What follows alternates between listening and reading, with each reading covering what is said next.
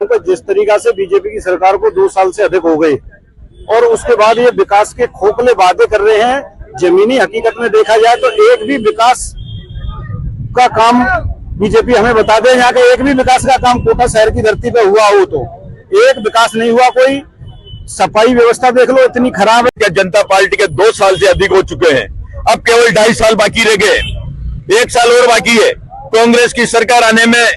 और हम ये जनता को ये बताना चाहते हैं, 2 साल के ऊपर होने के बाद भी कोटा शहर के अंदर एक ईंट भी नहीं लगाई इन्होंने, केवल हवाई बात करते हैं। चाहे मथुरा जी के मंदिर में कॉरिडोर बनाने की बात हो या बस स्टैंड की बात हो, 2 साल पहले बस स्टैंड की बात की थी इन्होंने, बस स्टैंड और जर्जर स्थिति में चला गया है। नए बस स्टैंड की बात की थी, हवाई जहाज को देख लो, कोचिंग सेंटर यहाँ से गायब हो चुका है, उद्योग बंद हो चुके हैं। जो बंदूक उद्योग है उनको खरीदने का काम किया इन लोगों ने, इन्होंने उनका खुद का विकास किया है। आप मल्टीमेटल देख लो, रोड तक मल्टीमेटल आ गई है।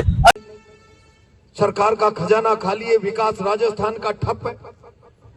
और अभी भाई विपिन और सारे लोग बोलने वाले कह रहे थे गुंडागिर्दी हो रही है। जब सरकार का चेहरा काला हो जाता है, सरकार कमजोर हो जाती है, तो अपने चेहरे पर नकाब डालने के लिए पुलिस की परत लेती है, कानून की आड़ लेती है, पुलिस की ढाल लेती है। और वही हालात आज राजस्थान में। मैं हमेशा कहा करता हूं, प्रजातंत्र में सरकारें लोगों की जान माल व्यवसाय की सुरक्षा की गारंटी है। लोगों की जान माल व्यवसाय के लिए भय का कारण सरकारें नहीं होनी चाहिए। आज राजस्थान में क्या हालात है, राजस्थान का आम जनमानस सरकार से भयग्रस्त है।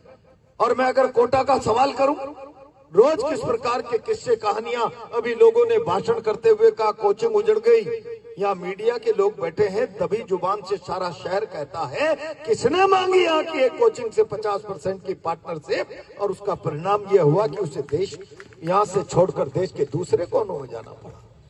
और इससे बड़ी गिरावट, ये उर्दीधारी लोग यहाँ बैठे हैं, कोई मोरल ही नहीं बचा है। मुझे कभी कभी लगता है तुम्हारा जमीर गिर गया तो इस उर्दी पे दाग मत लगाओ।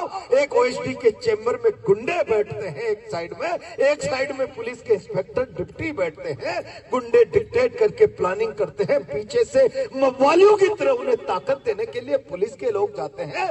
जमीर मर गया हो तो उर्दी उतार दो, इस पे कालिक मत पोतो यार, इस पे कालिक।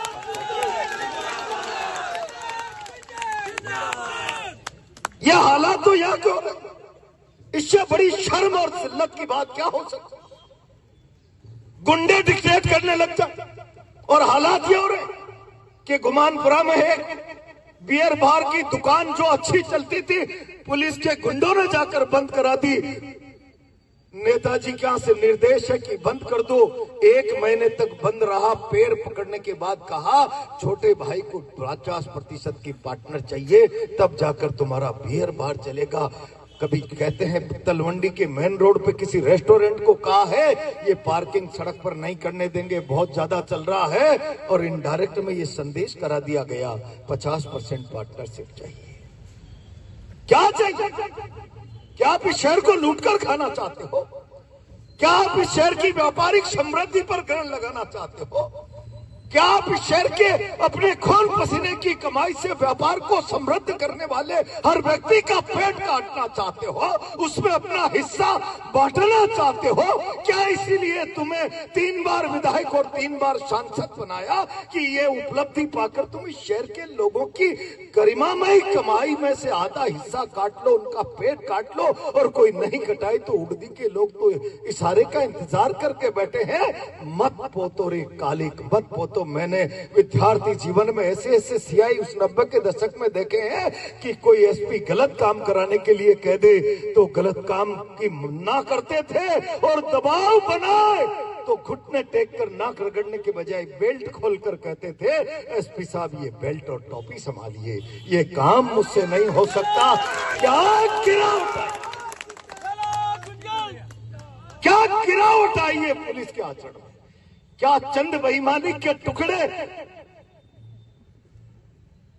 मिल जाएंगे खैरात में? गलत काम करने से गिरावट मत आने दो समाज जीवन में। जब उड़ती धारण करते समय कलेक्टर साहब, मैं कई लोगों से कहना चाहता हूं, पूछ दबाकर एक थानेदार की हाजिरी में प्रमोटिकी में आईएएस आईपीएस खड़े रहे। अरे तुम संविधान की शपथ लेकर कुर्सी पर बैठे हो, नौकरी ज्वाइन की है, किसी नेता के नाम की शपथ लेकर, किसी सरकार के नाम की शपथ लेकर नहीं बैठे। नेता आएंगे जाएंगे चले जाएंगे, ये बेल्ट का नंबर खत्म नहीं होगा, इसको धारण करने वाला चला जाएगा तो दूसरा आकर इसको पहनेगा। ये संविधान की शपथ के आधार पर मिलने वाली बेल्टें हैं, कि इसको जिल्लत मत दो, इसको अपमानित मत करो। क्या हालात हो रहे हैं इस शहर में, मवालियों की तरह पुलिस और गुंडे मिलकर लोगों के मकान खाली कराने, दुकानें खाली कराने, लोगों के धंधों में से हिस्सेबाजी करने का जो काम चला रखा है। आखिर आप राज चला रहे हो या अपराधी गिरोह चला रहे हो? मुझे अफसोस है, ये सारा काम शहर की आंखों देख के हो रहा है। कोई एक व्यक्ति लिखने का और बोलने का साहस नहीं करता। खबर जरूर लिखेंगे, फला जगह जुकाम हो गया स्पीकर जी को, पैदल चलकर वहां गोलगप्पा खा लिया, चार कोने अखबार के चारों कोने के समाचार बन जाएंगे। अरे कुछ तो अपने आप को इस आवाम के प्रति समर्पित रखो। मीडिया हो चाहे प्रशासन हो, ब्यूरोक्रेसी हो, सबकी जवाबदेही आम उपभोक्ता के, आम आवाम के प्रति है। नेताओं की हाजिरी में, गुलामी में अपने ईमान को मत बेचो और इसके अधिकारों के साथ कुठाराघात मत करो। अभी पिछले दिनों अरावली का संकट है, मैं बहुत जिम्मेदारी के साथ कहना